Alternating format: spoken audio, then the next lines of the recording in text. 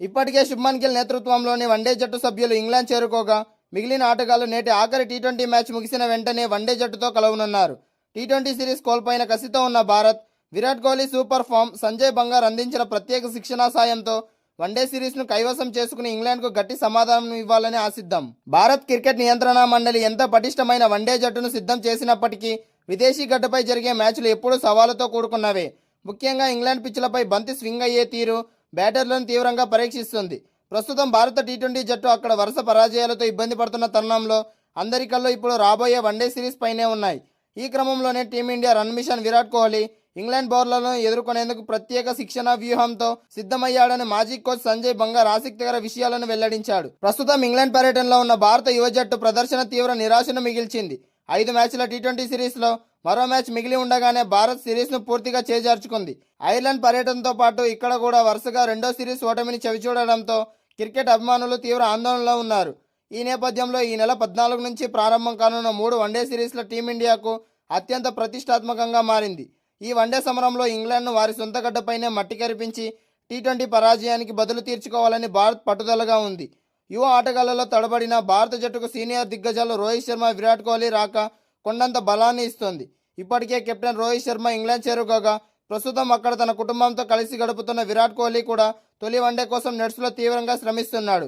గతంలో కెరీర్ ఆరంభంలో ఇంగ్లాండ్ పిచ్లపై విరాట్ కోహ్లీ అంత గొప్ప రికార్డులు లేవు, కానీ ఆ తర్వాత తన లోపాలను సరిదిద్దుకుని పరుగుల వరద పారించాడు. ఇప్పుడు మరోసారి ఇంగ్లాండ్ గడ్డపై తమ విశ్వరూపం చూపించడానికి కింగ్ విరాట్ కోహ్లీ పక్కా ప్రణాళికతో సన్నిద్ధమవుతున్నాడు. విరాట్ కోహ్లీ ఆఖరి నిమిషం వరకు ఎంత కఠినంగా శ్రమిస్తున్నాడో తాజాగా ఇచ్చిన ఒక ఇంటర్వ్యూలో మాజీ బ్యాటింగ్ కోచ్ సంజయ్ బంగార్ వివరించారు. ఇంగ్లాండ్ వాతావరణంలో రాణించాలంటే ప్రధానంగా 2 విషయాలను గుర్తుంచుకోవాలని ఆయన పేర్కొన్నారు.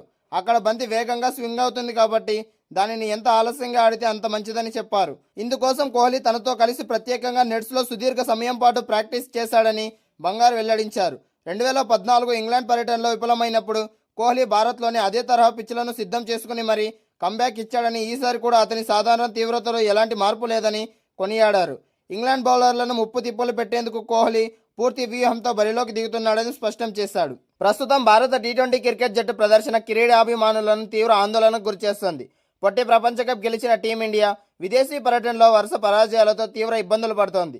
ఇప్పటికే ఇంగ్లాండ్ పర్యటనకు ముందు ఐర్లాండ్ చేతిలో ఘోర పరాభవాన్ని మూటగట్టుకున్న భారత జట్టు ఇప్పుడు ఇంగ్లాండ్ సిరీస్లోనూ పీకల్లోతు కష్టాల్లో పడింది. పరువు నిలబెట్టుకోవడమే లక్ష్యంగా జరగబోయే చివరి మ్యాచ్ కోసం తుది జట్టులో కీలక మార్పులు చేయబోతుందని యాజమాన్యం సిద్ధమైంది.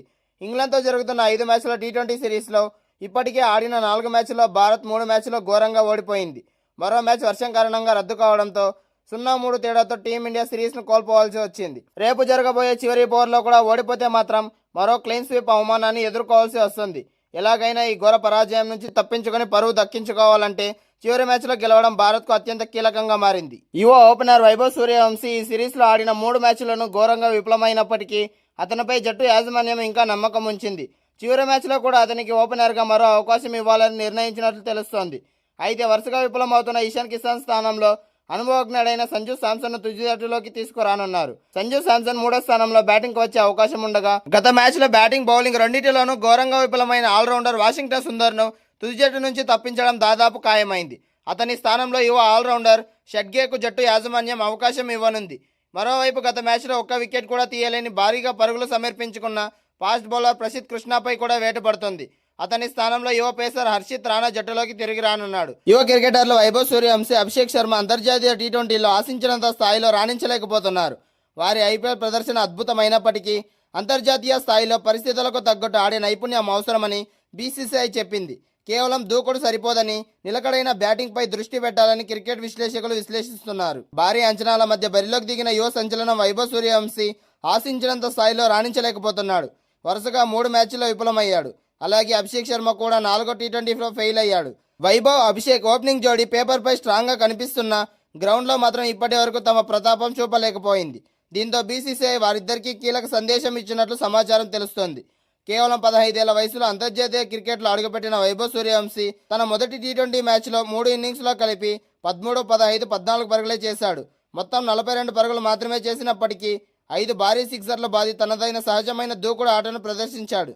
అయితే ఐపీఎల్ 2026లో రాజస్థాన్ తరపున 776 పరుగులు చేసి 237కు పైగా స్ట్రైక్ రేట్తో ఆరెంజ్ క్యాప్ గెలుచుకున్న స్థాయికి తగిన ప్రదర్శన మాత్రం అంతర్జాతీయ క్రికెట్లో ఇంకా కనిపించలేదు. ఇంగ్లాండ్తో జరిగిన 4వ టీ20లో భారత్ 9 వికెట్ల తేడాతో ఓడిపోవడంతో సిరీస్ను కూడా కోల్పోయింది.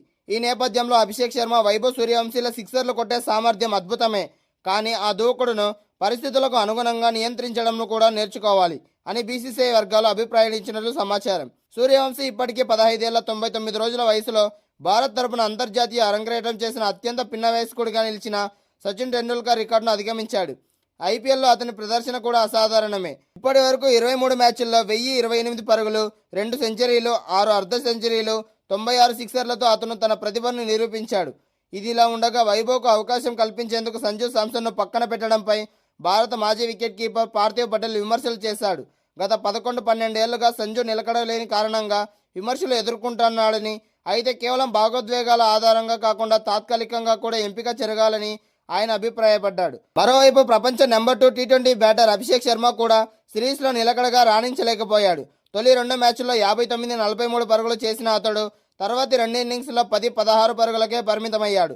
భారీ షాట్లు ఆడే సామర్థ్యం ఇద్దరిలోనూ ఉన్నప్పటికీ అంతర్జాతీయ స్థాయిలో విజయాలు సాధించాలంటే దూకుడుతో పాటు పరిస్థితులకు తగ్గట్లు ఇన్నింగ్స్ను నిర్మించే నైపుణ్యం కూడా అవసరమని బీసీసీఐ పరోక్షంగా సంకేతాలు ఇచ్చినట్లు క్రీడా వర్గాలు విశ్లేషిస్తున్నాయి. క్రికెట్ మైదానంలో పరుగుల వరద పారించే భారత బ్యాటింగ్ లైనప్ కొన్నిసార్లు పేక మేడలా కూలిపోయి అభిమానుల గుండెల్ని గాయపరిచింది.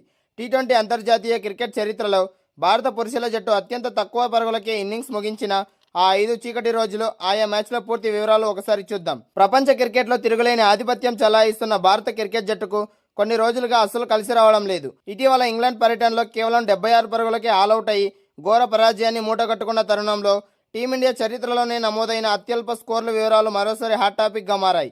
నెంబర్ 1 74 పరుగులు ఆస్ట్రేలియాపై మెల్బోర్న్లో 2008లో. ఇది భారత టీ20 క్రికెట్ చరిత్రలో అత్యంత అవమానకరమైన అత్యల్ప స్కోరుగా రికార్డు పుటల్లో నిలిచిపోయింది. 2008 ఆస్ట్రేలియా పర్యటనకు వెళ్లిన మహేంద్ర సింగ్ ధోని సారథ్యంలోని టీమిండియా మెల్బోర్న్ మైదానంలో కంగారుల పేస్ దాటికి తట్టుకోలేకపోయింది. ఆసీస్ బౌలర్ల దాటికి భారత బ్యాటర్లు క్రీజ్లోకి రావడం వెళ్లడం అన్నట్లుగా సాగింది. ఫలితంగా కేవలం 17.3 ఓవర్లలోనే కేవలం 74 పరుగులకే భారత్ ఇన్నింగ్స్ ముగిసింది. నెంబర్ 2 76 పరుగులు ఇంగ్లాండ్పై. భారత క్రికెట్ చరిత్రలో ఇది రెండో అత్యల్ప స్కోరు. ప్రపంచ ఛాంపియన్ హోదాలో ఉన్న భారత జట్టు ఇంగ్లాండ్తో జరిగిన 3వ టీ20 మ్యాచ్లో ఈ ఘోర పరాభవాన్ని చూసింది. ఇంగ్లాండ్ నిర్దేశించిన 202 పరుగుల భారీ లక్ష్యంతో బరిలోకి దిగిన శ్రేయస్ అయ్యర్ ప్రత్యర్థి బౌలర్లు జోస్ టంగ్, జోఫ్రా ఆర్చర్ వేగానికి చేతులెత్తేసింది. కేవలం 11.4 ఓవర్లలోనే 76 పరుగులకే ఆలౌట్ అయింది. పరుగుల పరంగా 125 పరుగులకు టీమిండియా అదే అతిపెద్ద ఓటమి కావడం గమనార్హం. నెంబర్ 3 79 పరుగులు న్యూజిలాండ్పై నాగ్పూర్ 2016లో. 2016 స్వదేశంలో జరిగిన టీ20 ప్రపంచ కప్ గ్రూప్ స్టేజ్ మ్యాచ్లో ఈ షాకింగ్ ఘోర పరాజయం ఎదురైంది. నాగ్పూర్ వేదికగా జరిగిన ఈ మ్యాచ్లో మొదట బ్యాటింగ్ చేసిన న్యూజిలాండ్ కేవలం 126 పరుగుల సాదాసీదా స్కోర్ మాత్రమే చేసింది. సొంత గడ్డపై ఈ లక్ష్యం చాలా సులువు అని భావించిన అభిమానులకు కివీ స్పిన్నర్లు గట్టి షాక్ ఇచ్చారు. పిచ్ స్పిన్ కు అనుకూలించడంతో భారత బ్యాటర్లు పూర్తిగా చేతులెత్తేశారు. చివరకు 18.1 ఓవర్లలో కేవలం 79 పరుగులకే టీమిండియా చాపు చుట్టేసింది. నెంబర్ 4 81 పరుగులు శ్రీలంకపై కొలంబోలో. 2021లో శ్రీలంక పర్యటనకు వెళ్లిన భారత ప్రధాన జట్టులోని సగానికి పైగా ఆటగాళ్లకు కరోనా సోకడంతో శిఖర్ ధవన్ సారథ్యంలో తృతీయ శ్రేణి జట్టు యువ జట్టుతో బరిలోకి దిగాల్సి వచ్చింది. కొలంబోలో వేదికగా జరిగిన నిర్ణీత 3వ టీ20 మ్యాచ్లో అనుభవం లేని యువ బ్యాటర్లు లంక స్పిన్ మాంత్రికుడు వనిందు హసరంగ బౌలింగ్లో తీవ్రంగా తడబడ్డారు. నిర్ణీత 20 ఓవర్లు ఆడినప్పటికీ 8 వికెట్ల నష్టానికి కేవలం 81 పరుగులు మాత్రమే చేయగలిగారు. నెంబర్ 5 92 పరుగులు సౌత్ ఆఫ్రికాపై. 2015లో సౌత్ ఆఫ్రికా జట్టు భారత పర్యటనకు వచ్చినప్పుడు కటక్లోని బారాబతి స్టేడియంలో ఈ ఘోర పరాభవం ఎదురైంది. మొదట బ్యాటింగ్ చేసిన భారత్ జట్టు బ్రిటిష్ బౌలర్ల క్రమశిక్షణతో కూడిన బౌలింగ్ ముందర నిలవలేకపోయింది. కేవలం 17.2 ఓవర్లలోనే 92 పరుగులకు ఆలౌట్ అయింది.